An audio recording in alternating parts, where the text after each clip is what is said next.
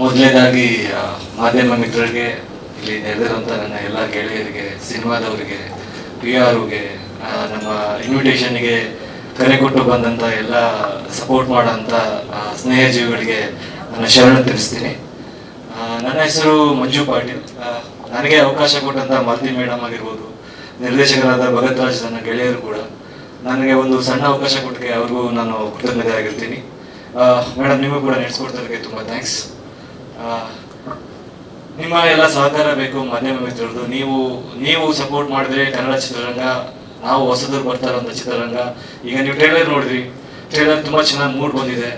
ನಮ್ಮ ಕಡೆಯಿಂದ ಆದಷ್ಟು ಎಲ್ಲ ಥರದ ಒಂದು ಕಷ್ಟಪಟ್ಟು ಇಷ್ಟಪಟ್ಟು ನಾವೆಲ್ಲ ಕೆಲಸ ಮಾಡಿದ್ದೀವಿ. ಈಗ ನಿಮ್ಮ ಮಾಡಲಿಕ್ಕೆ ಆಗ್ತಾ ಇದ್ದೀವಿ. ಮಾಧ್ಯಮ ಮಿತ್ರರು ಫೇಸ್ಬುಕ್ ಆಗಿರ್ಬೋದು ಅಥವಾ ನಮ್ಮದು ಸೋಷಿಯಲ್ ಮೀಡಿಯಾ ಹ್ಯಾಂಡಲ್ ಮಾಡ್ತಿರೋಂಥ ಯಾರೇ ಒಬ್ಬರಾಗಿರ್ಬೋದು, ಕನ್ನಡ ಸಿನಿಮಾನ ಸಪೋರ್ಟ್ ಮಾಡಿ.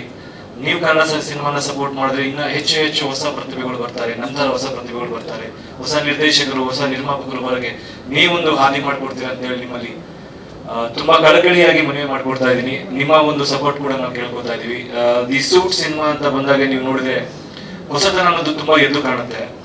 ಶೀರ್ಷಿಕೆನೇ ಹೊಸತನದಲ್ಲಿದೆ. ಶೀರ್ಷಿಕೆ ಬಗ್ಗೆ ಪ್ರತಿಯೊಬ್ಬ ಸಿನಿಮಾ ವೀಕ್ಷಕನ ಹತ್ರ ಹೋಗ್ಬಿಟ್ಟು ಶೀರ್ಷಿಕೆ ಹೇಗಂತ ಕೇಳೋದ್ರಲ್ಲಿ ಒಂದು ಹೊಸತನ ಇದೆ. ವೀಕ್ಷಕನಿಗೆ ಯಾವ ರೀತಿ ಬೇಕು ಅಂತ ಕೇಳಿಕೊಂಡು ಕಥೆ ಮಾಡೋದ್ರಲ್ಲಿ ಹೊಸತನ ಇದೆ. ಸಂಗೀತ ನಿರ್ದೇಶಕರು ಹೊಸಬರು.